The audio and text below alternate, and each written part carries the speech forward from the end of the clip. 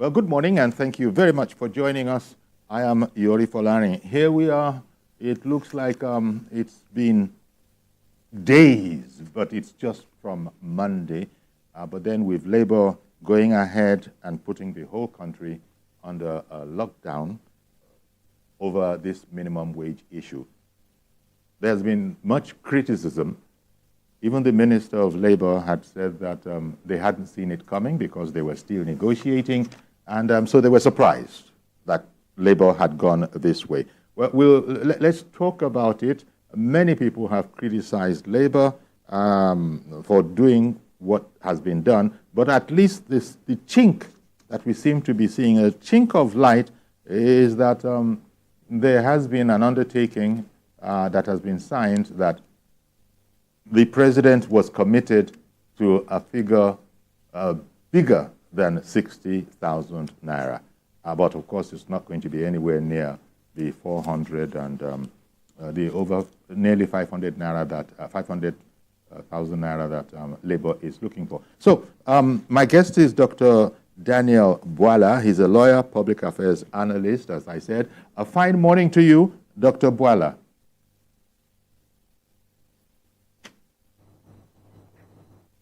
Okay. I didn't hear you, but I got that you mouthed good morning. So thank you very much. We'll fix it as we go along. But right now, we're talking mute. I can't hear you. I hope you can hear me. So let me just say that you put out a post yesterday. You put out a post yesterday criticizing Labour that here they were actually harming the very people that they say that they indeed want to help. Could you just talk to us about that? Because you're not alone in that opinion. Yes, sir. Thank you. So the reason for the tweet is to bring to perspective the fact that industrial action, when it is undertaken, it has to be done not just strategically, but timely, and then with possible minimal hardship to the very people you claim to be fighting for. Now, all of us in Nigeria are unanimous as to the fact that the Nigerian people are suffering. There is absolute hardship in the land. The person who is first to say that is even the president, who said he understands the crisis that the Nigerian people are going through, and he called on the patience of the Nigerian people that he's working on a reform agenda that will place Nigeria and the Nigerians in a position where we have common prosperity, shared prosperity, and a better country. So people whipping the idea of Nigerian suffering is not the issue. Everybody knows that now. Where we disagree, and where I disagree with the decision of Labour Union, is that in England, when the labor or trade unions go on strike, oftentimes they have what they call, and they give to their members what they call strike pay. So once they pass the vote and majority of the people agree that they should go on strike, and they commence the 6 months engagement with their employers and no result is seen, and they decide to go on strike, for every member of the trade union who participates in the strike, that person is entitled to, for every striking day, an amount that is not less than 50 pounds, and in some cases, 70 pounds. That way, the decision you have taken to ground the government to listen to your demand is one that does not affect your members because they have strike pay that will help them get by during this period of the strike. In Nigeria, the labor union does not have anything like that. So the Nigerian people that participate in the strike, the Nigerian workers that participate in the strike, do not have what we call a cushioning effect in the decision they have taken. So, and because the present situation they are in is terrible, when they embark on strike, their situation becomes even worse. So what are you exactly trying to cure? You see, because once you go on strike in Nigeria, you affect every fiber of the economy. Even people who are in the informal sector, the underemployed, the unemployed, everybody is affected. So, and for the period that the people cannot go out to work, especially those who depend on going out as the basis for them to even have to eat for that day. Now, if you go on strike for one day, that means they stayed one day without food. So who are you fighting for? Nobody is doubting their demand. I agree with their demand. We all agree that because of rising inflation, food inflation, general inflation, the cost of living of the Nigerian worker is not commensurate to the inflation. Where we disagree now is the modality for bringing about amelioration of the hardship. Indeed. In fact, as you're probably aware, the Minister of Labor has said that government was caught unawares by this strike because they just couldn't understand where it was coming from. They were actually in the midst of negotiations before Labor walked out. Just before we continue, this background report of where we are so far, and then we'll come back and continue our conversation.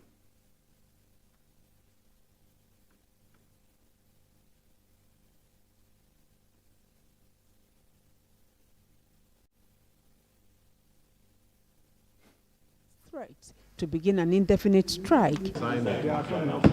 This intervention meeting by the federal government, which lasted for over 5 hours, shows signs of a fruitful outcome as government representatives and labor leaders appear to be on the same page. The leader of the federal government delegation and secretary to the government of the federation, George Akume, reads out a communique signed by both parties. He says President Bola Tinubu is committed to giving a minimum wage that is more than the 60,000 naira earlier proposed. It was also agreed that all state governors will be carried along to ensure compliance. His Excellency Bola Ahmed Tinubu GCFR is committed to a national minimum wage that is higher than 60,000. The tripartite committee is to meet every day for the next 1 week with a view to arriving at an agreeable national minimum wage. Labour leaders say they will have to return to their organs to report progress for a likely suspension of the strike. The appropriate organs are the only people that can suspend the strike, not these people standing here. So when we take all these things to the organs, if they so decide, it will be suspended. You could see that in the agreement, there's a commitment that they will do much more than, higher than the 60,000, using the exact words in the agreement.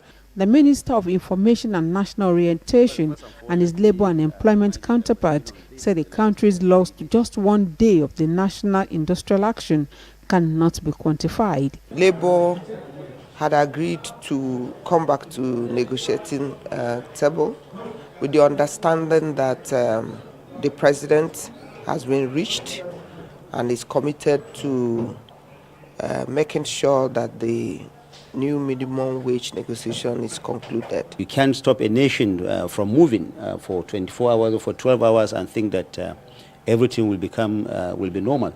I think the loss is not quantifiable for now, but I do also know that we need to recover. 24 hours of a nationwide strike and the nation is counting its losses. But the federal government has moved to avert further loss. And the assurance at the end of this meeting is that Nigerian workers will have a new and acceptable minimum wage in the next 1 week. Joke Yadsa, TVC News, Abuja. All right, then, thanks to Joke Adisa there for sort of rounding it all up. Let me ask you, Dr. Bola, we've moved forward from, for whatever it is worth, from where we were when you had gone out with your, tweet. That is to say that the president has committed, is the word that was used. The president has committed to a figure higher than 60,000. The TUC boss there was saying much higher. I'm not sure about the much that was in there, but higher. I think that much was said. Are you encouraged that, and you just saw the NLC president there, going through protocol and procedure, saying that, well, none of them there, even though he's president and the other senior officials, they cannot abort the strike. They still have to go back to their organs, as he puts it. Generally speaking, are we making progress? Yes, I think that the outcome of the meeting yesterday, you can call it progress because they have agreed on the basics. One, they have agreed that the federal government has agreed that the federal government is prepared for negotiation above 60,000. They have also agreed that members of labor union that participate in this industrial action will not be maltreated. They have also agreed that there will be continuous meeting, daily meeting of the tripartite, and they have also, for at least about a week, and they have also agreed that the labor union will go back to their members and make a decision. So the administration of labor union actually is that the union leaders are believed to be representing the various units of the labor union, right? So after the meeting, they naturally do not have the powers to call off the strike at their own level. They will have to revert back to all the branches in the country and communicate what they have agreed. Then they will now tell the branches that they want to now, in the light of this, call off the strike, probably temporarily. If the members agree, probably through a vote or whatever is their modality for consensus, then they will call off the strike. So I'm expecting that today, before the end of today, they should be able to call off the strike if they want to show good faith in the conversation.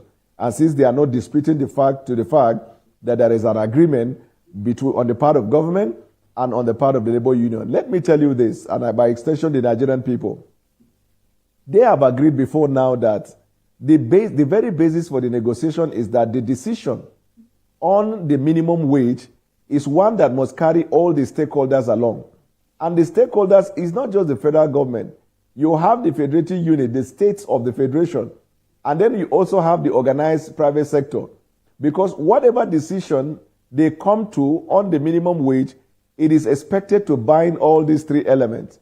So if the federal government shake its mind and say, we are willing and able to pay an amount that the state government has not agreed to, that means you are going to find that a minute of federal workers, because federal workers can never outnumber the state's workers combined. So it will be what we call artificial progress. And then what about the private sector? Because the private sector will also look at their strength. All of these things are facts that must be put on table. So in essence, I'm saying what is desirable may not be realistic. What is deserving may not be realistic given the present state of our economy, given the fact that the president inherited a dead economy. We all agree that the removal of subsidy and the expansion of tax in the various sectors of the economy is bringing revenue to Nigeria. So whatever labor is making as a claim is a genuine claim. Okay. I personally think that even if you agree to give workers in Nigeria 250,000, is not a bad idea. But is it now? Because it is not feasible now. Remember, minimum payment, minimum wage that we are talking about, it does not stop there. You are saying this is the lower limit that you can go. Then you rise all through the cadre. Do we have the money? They said it is running into about 6 or thereabout trillion or so if the federal government concedes to their demand, on the figure that they are saying. So labor union will have to be realistic in this conversation. That what is desirable may not be realistic at the moment. Indeed. And this is where many have criticized labor. Just as you have explained it, is the feeling that a lot of people have that, look, we understand 30,000 naira is just not it at all, but 60,000 naira, probably. But government has now said, look, what we've done is that we've now committed, the president has committed that the resolution will be higher than the earlier proposed 60,000. So I don't know what methodologies, bearing in mind all the things that you explained, labor, they are Nigerians themselves, they understand all of this. So it looks like to many people, they say labor doesn't care at all. What are they doing? And so that's where a lot of people have criticized whatever is the methodology that they are using. I believe we have someone on the line. Good morning, Mr. George. Uncle Yori, and good morning to Dr. Boala. Yes. Uncle Yori, everybody knows that the minimum wage is not enough to survive the average worker today. But the way labor is going about this thing does not show that it is the minimum wage they are really after. Since this tripartite committee was set up, Labour has walked out of the meeting 3 times. You are negotiating. And instead of you to present and defend your case, you walk out. It will take days, if not weeks, to call them back to the meeting. The last one they walked out was Friday. Okay, then on Monday, they grounded the country. That is to say that grounding the country, can you hear me? Yes, I can hear you. I just hope Okay. Dr. Bwala can hear you as well. All right. I can't hear him very well. The volume has gone substantially low. I'm hearing him. I'm hearing Dr. Bwala clearly. Okay. We're working on it as we speak. All right. We're working on it as we speak. So that tells me that to ground the country appears to be the priority of Labour rather than negotiating. They've forgotten, for example, that this minimum wage will be paid not only by the federal government, but by all the state governments and the organized private sector. And if it is passed, it will become a law and becomes a must for all of them to pay. Labour knows that as we speak today, there are some state governors that are not yet able to pay the 30,000 naira minimum wage. And you want such a governor to pay 497,000? Where is that done? How practicable is that? Exactly. Well, I hope... Okay, yes, I sir. know what... Please, just let me say this. We all know what is going on. The motive behind all these things. The last thing I want to say, Uncle Yori, in this country, an Igbo man will become president. Okay. Thank you very much for calling in, Mr. George. I guess maybe we should leave politics out of it and just stay on the, the subject matter of the strike, which is the deplorable state of workers' wages in Nigeria from the point of view of labor. And federal government is saying, everybody agrees with you that it could be a lot better, and we're working on that. But it's all about the method. Why is labor going about it in this way, seeing as you say you are championing our causes? And people who know about these things say that we've lost a colossal sum as a result of the almost complete downing of tools, the airports, especially in Lagos, we all saw that. So a lot of damage has been done to this. But Dr. Bwala, maybe from Labor's perspective, it's probably that the way they're looking at it is that strike is the only thing that is going to make government take them seriously. They might be saying that, okay, now you see, government has now said that instead of just saying 60,000 and not saying anything on top, now they are saying that, you know what, it will be more than 60,000. Maybe they are busy saying, you see, this is the only thing that will get us the kind of, from their point of view, the respect we deserve in terms of let's talk, let's negotiate. Yes, but the thing is that if you go strictly by law, the labor union actually, what they have done is what we call kangaroo action. It's like a sting operation. When law enforcement performs sting operation, it takes everybody by surprise. Yeah, like Kangaroo holding everybody action for means ransom. you are bringing a decision that is not backed by good faith. Because if you look at our laws, for example, the law that governs trade dispute in Nigeria is the Trade Dispute Act of 2004. But if you look at section 41, 42, and you run down to 43, there is a procedure before you go on action. And it says you have to give your employers 15 days notice. Do you know that when they announced they were going to go on strike and the day they went on strike was about 3 or 4 days? That in itself is a violation of the law, if we're looking at it from the point of view of law. So labor should also come to the table with good faith. In England, if you fail to abide by the required time for negotiation and notice, that when you embark on that action, you are not entitled to be paid. And in some cases, actions will be taken against the labor. So, for example, the private sector can fire people. You cannot claim compensation. And then the public sector, you will fire you. Apart from not paying you, they can even fire you because you are in violation of the law. But if you look at the disposition of President Bola Tinubu, it's not about this fight. If you have looked at it from the day he took the oath of office, the calmness with which he approached matter, his eyes is focused on what he wants to do. He did not deceive the Nigerian people. He said, the decision we have taken, no doubt, will bring hardship to the Nigerian people. But that is the only way we can survive, or else the country is going to go into doldrums.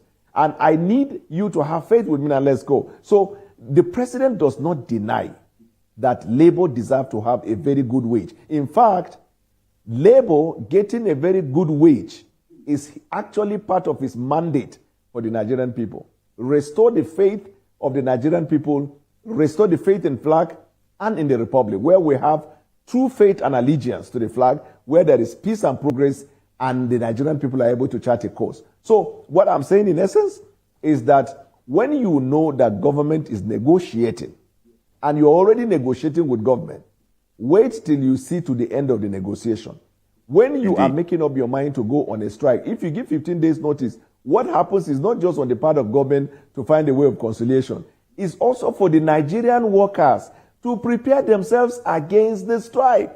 They go to the market, they stock up food, they make sure that they get their kids who are in schools outside home. If they are writing exam, all of these antecedent, expenses or hardship, they will be able to prepare themselves for it. So when you go on strike, and they're at home, they're able to eat. But this sudden strike action, if the Nigerian media will go into homes and communities to sample the opinion of the people, it is terrible. They have actually taken the Nigerian people further down. And the danger, you see, every decision you take, you also have to think of counterproductive possibilities of your decisions. You see, when a society is largely a poor society, to a point where the people hardly find food to eat, you embark on a strike, the lifespan of your strike and effectiveness cannot be more than 1 week. Cannot. By the third day and the fourth day, you discover that workers in different parts of Nigeria will pull out of obeying the leadership. So then that now becomes the end of the grace and the power that the labor leaders have. So you have to also be wise. It's like in our practice of law, they say judges should be wary of giving a decision that cannot be obeyed. Because gradually you will not destroy the sanctity of that institution. Labor leaders must be strategic. Always have the interest of the workers you are fighting for at the back of your mind. Since you do not even have the funds to give them every day of the strike so they can survive, you have to give them enough time to stock up food, find a way of preparing for the shocker that is about to come. But in this case, I like the posture of the federal government, that of negotiation, that of pleading with the workers, because we know these workers we are talking about are our brothers, our sisters, our nephews, and our cousins. And every day in Nigeria, we know the impact of the hardship that the Nigerian people are facing. We only okay then. The labor Let me one moment, Dr. Bala. I beg your pardon. Sorry, I know you can't hear me very well. One moment, Dr. Bala.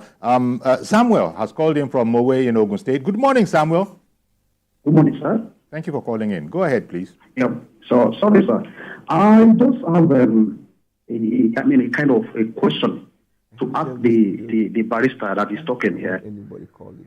And my question is, now we are talking of minimum wage, and he made mention of England the other time. That okay.